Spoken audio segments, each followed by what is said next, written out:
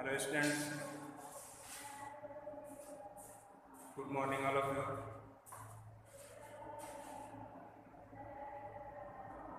आज chemistry second chapter में concentration of solution के बारे में आपको बताएंगे। कंसंट्रेशन ऑफ सॉल्यूशन, इसके पहले आपको सॉल्यूशन क्या है, सॉल्यूशन की प्रॉपर्टीज, टाइप्स ऑफ सॉल्यूशन बताया था। उसके बाद सॉल्युबिलिटी, उसके आधार पे सैचुरेटेड एंड अनसैचुरेटेड सॉल्यूशन के बारे में आप पढ़े थे, जिसमें टेम्परेचर और प्रेशर का इफेक्ट भी आपको बताया था। तो जो सॉल्यूशन बनाए जाते हैं उस सॉल्यूशन का कंसंट्रेशन कितना होगा बाई मास या बाई वॉल्यूम, उसका कैलकुलेशन जो है सॉल्यूट का सॉल्यूशन के साथ जो रेशियो होता है वही कंसंट्रेशन ऑफ सॉल्यूशन कहलाता है।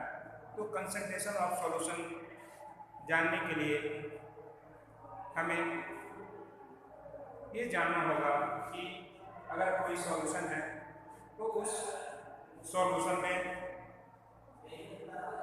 अगर सॉल्यूट की मात्रा कम हो जाती है तो वह सॉल्यूशन डाइल्यूट सॉल्यूशन कहलाता है। यानी जिसमें अगर हम सॉल्यूशन बनाते हैं और उस सॉल्यूशन में सॉल्यूट की मात्रा अगर कम हो तो वह सॉल्यूशन डाइल्यूट सॉल्यूशन कहलाएगा। वही अगर सॉल्यूट की मात्रा उस सॉल्यूशन के अंदर बढ़ जाए तो हम कहते हैं कि वह सॉल्यूशन आपका कंसंट्रेटेड सॉल्यूशन होगा। तो इस तरह से सॉल्यूशन को दो उसके स्ट्रेंथ के आधार पे दो भागों में बांटा गया। पहला diluted solution and concentrated solution. Dilute solution यानी डाइल्यूट सॉल्यूशन मीन्स वो सॉल्यूशन जिसमें सॉल्यूट की मात्रा क्या हो, कम हो, यानी solution having a small amount of solute, a small amount of solute, यानी solutions having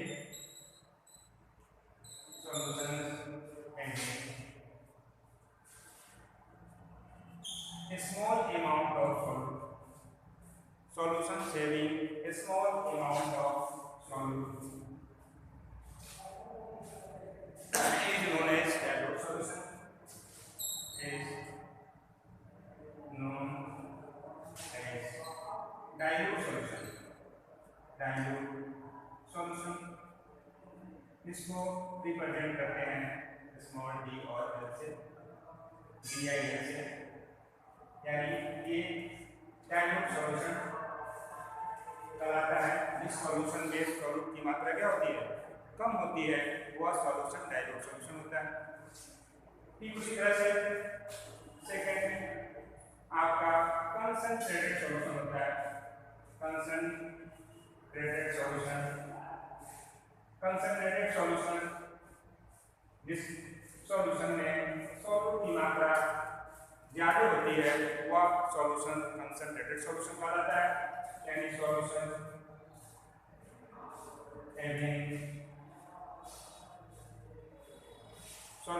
having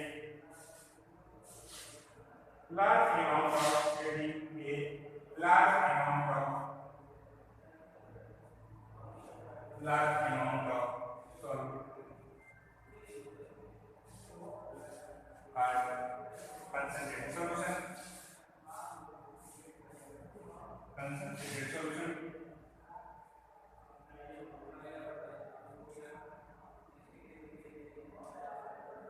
जिसको CONC कम से शॉर्ट फॉर्म में दर्शाते हैं। जैसे कोई साल्ट सॉल्यूशन है तो साल्ट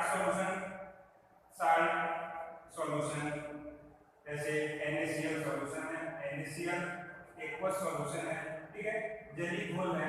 तो अगर साल्ट सॉल्यूशन डाइल्यूट है तो उसको हम रिप्रेजेंट करेंगे साल्ट सॉल्यूशन। अगर डाइल्यूट है तो डाइल्यूट साल्ट सॉल्यूशन को DIL ऐसे शॉर्ट में लिख करके NaCl एक्वस सॉल्यूशन लिखेंगे। उसी तरह से अगर कम है, कंसंट्रेटेड है, तो उसको CON कम NaCl सॉल्यूशन होगा। इस तरह से कम और डाइल्यूट ये दो तरह का सॉल्यूशन होता है, जिसमें सॉल्यूट की मात्रा अगर कम होती है तो डाइल्यूटेड कहलाता है, और सॉल्यूट की मात्रा जिसमें लार्ज अमाउंट में होती है वो कंसंट्रेटेड सॉल्यूशन कहलाता है। जैसे मान लो कि आपको एक गिलास पानी के अंदर अगर हम थोड़ा सा शक्कर डालते हैं, शुगर डालते हैं, तो वह थोड़ा कम मीठा होगा। एक चम्मच अगर डालें और उतने ही पानी में अगर 2 चम्मच शुगर को डाल दें, सॉल्यूट डालें, तो उस कंडीशन में उसका टेस्ट जो है वो और ज़्यादा मीठा होगा। इसका मतलब जिसमें कम अमाउंट शुगर है वो डाइल्यूट कहलाएगा, और जिसमें ज़्यादा शुगर की मात्रा हो गई है सॉल्यूशन में, क्या कहलाएगा? कंसंट्रेटेड कहलाएगा। तो ये जो सॉल्यूशन होते हैं वो स्ट्रेंथ पे डिपेंड करते हैं, यानी सॉल्यूशन जो होता है अगर लो स्ट्रेंथ का है इसका मतलब वो डाइल्यूटेड सॉल्यूशन है, और जो हाई स्ट्रेंथ का है वह कंसंट्रेटेड सॉल्यूशन है। उसी तरह से आप देखो एसिड होता है, जैसे सल्फ्यूरिक एसिड H2SO4 कम है, इसका मतलब ये कंसंट्रेटेड है, इसका स्ट्रेंथ ज्यादा होगा, हाई स्ट्रेंथ होगा, हाई स्ट्रेंथ का होगा। उसी तरह से ये डाइल्यूट है, NaCl सल्फ्यूरिक एसिड, ये आपका लेस स्ट्रेंथ होगा इसका।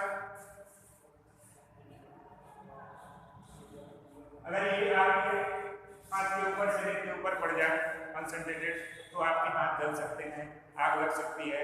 वही अगर डाइल्यूट उसको कर दें, यानी डाइल्यूट का मतलब क्या है, यानी इसमें पानी के अंदर एसिड को ज्यादा मात्रा में पानी लें तो धीरे धीरे एसिड क्या हो जाता है, इसका स्ट्रेंथ कम होने लगता है, इस तरह से वो डाइल्यूटेड हो जाता है।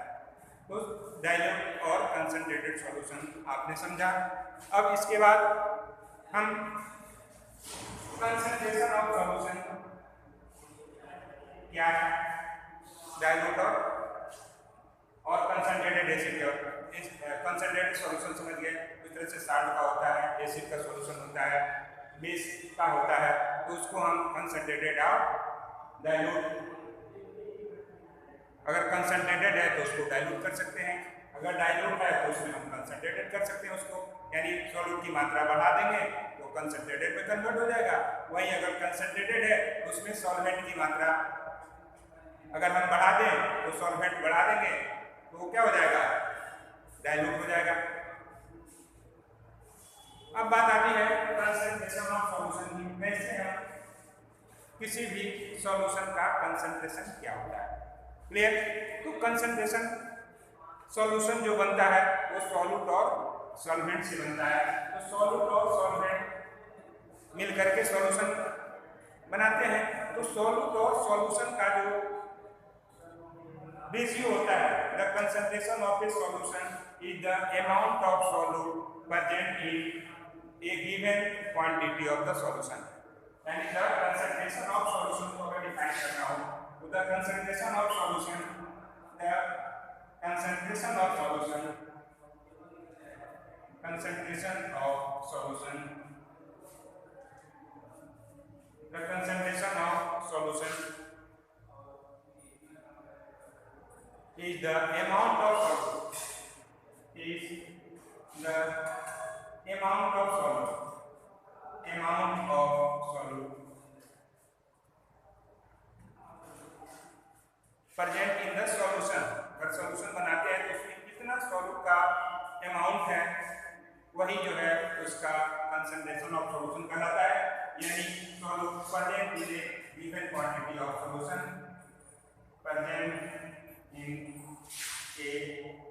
Quantity of solution, given quantity of solution. इसका मतलब जो कंसंट्रेशन ऑफ सॉल्यूशन होगा उसको कैसे हम फॉर्मूले के रूप में लिखेंगे, तो concentration of solution, concentration of solution,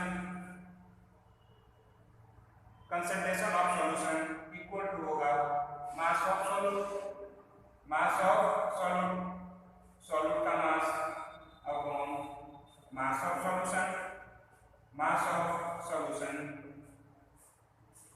into 100। ये आपका कंसंट्रेशन ऑफ सॉल्यूशन निकालने का फॉर्मूला होता है।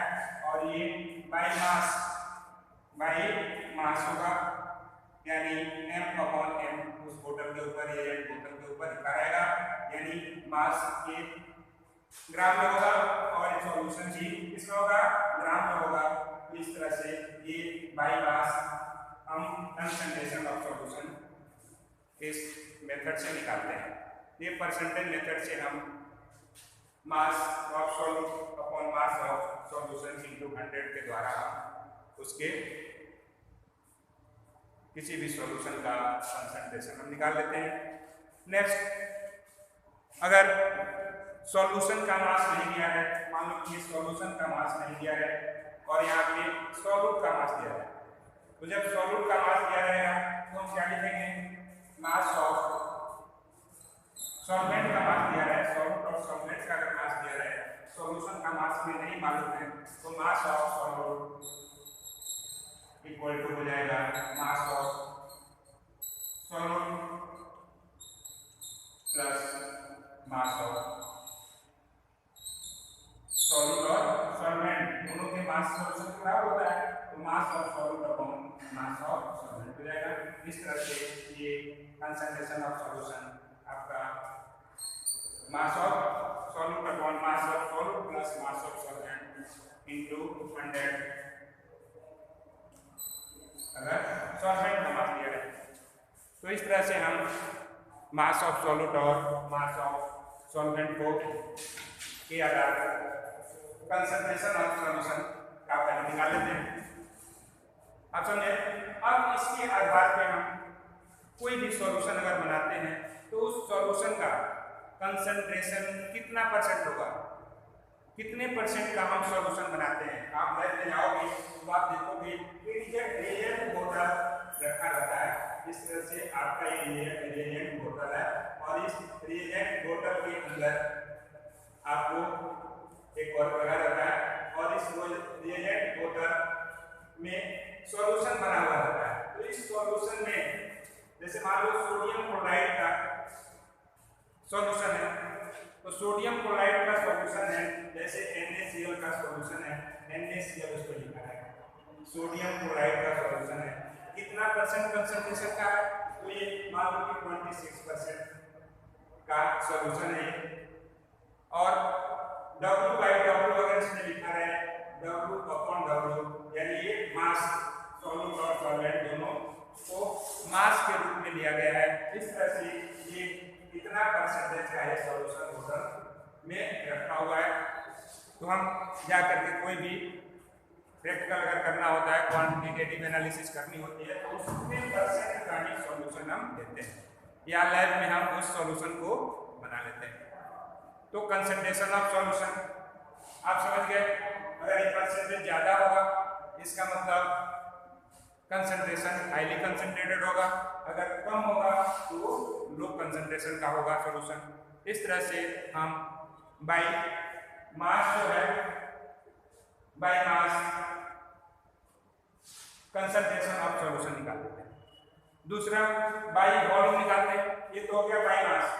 बाय वॉल्यूम अगर निकालना होता है तो बाय वॉल्यूम क्या करेंगे, बाय वॉल्यूम अगर निकालना है तो हम उस कंडीशन में मास को क्या लिखेंगे, वॉल्यूम लिख देंगे, volume of solute upon volume of solution, volume of solution, यानी जो सॉल्यूट और सॉल्यूशन होगा उसको ml में ले लेंगे। तो जो सॉल्यूट है उसको ml में लेंगे तो वहाँ पे वॉल्यूम हो जाएगा। तो हम उस सॉल्यूशन से V/V ऐसा कंसंट्रेशन ऑफ सॉल्यूशन निकालते हैं बाई वॉल्यूम। तो बाई मास और बाई वॉल्यूम हम कंसंट्रेशन ऑफ सॉल्यूशन निकाल लेते हैं। इसके आधार पे हम कुछ न्यूमेरिकल्स देखेंगे, आपको कैलकुलेट करने के लिए दिया जाता है।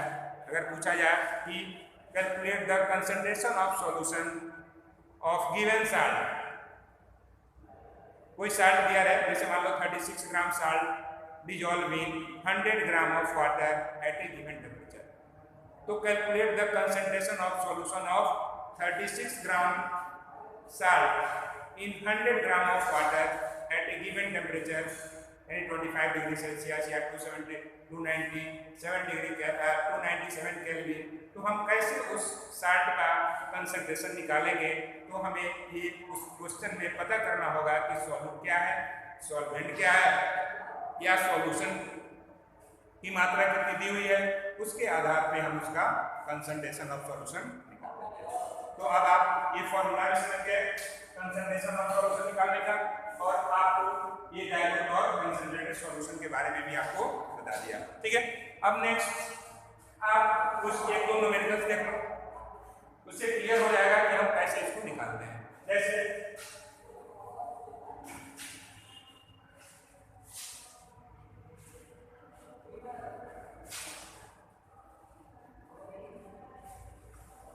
जैसे हमें कंसंट्रेशन ऑफ सॉल्यूशन निकालना है, क्वेश्चन आप देखिए दिया हुआ है, ये सॉल्यूशन कंटेंस, फर्स्ट क्वेश्चन देख लो, न्यूमेरिकल है,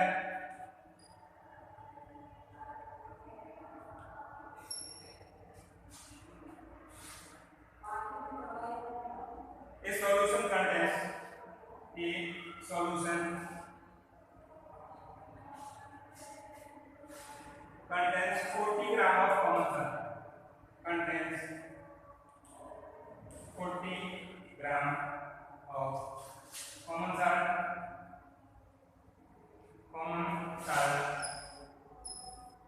a solution contains 40 gram of common salt in 320 gram of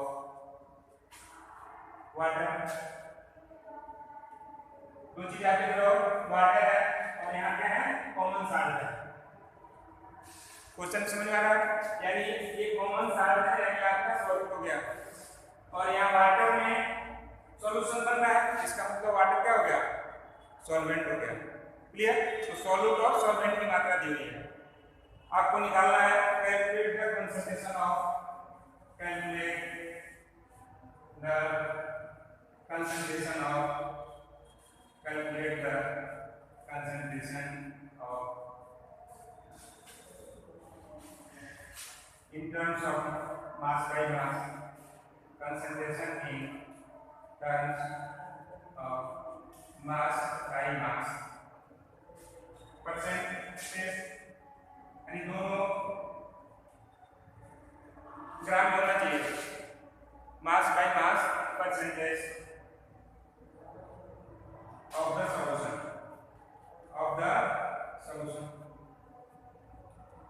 concentration निकालना है। तो पहले हम सॉल्यूशन बनाएंगे, क्या करना है, गिवन क्या क्या दिया है, तो दिया क्या है, साल्ट की मात्रा दी हुई है, मास ऑफ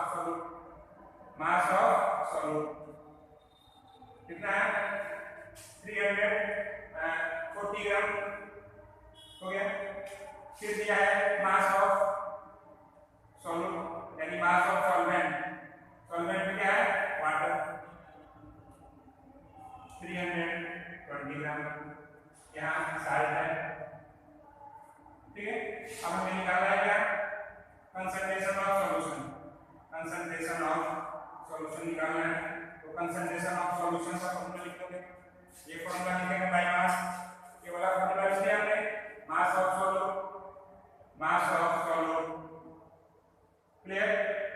अब देखो मास ऑफ सॉल्यूशन नहीं दिया है, तो मास ऑफ सॉल्यूशन के रेफरेंस क्या करेंगे, मास of solute plus mass of solvent, solvent दिया है, मास ऑफ सॉल्वेंट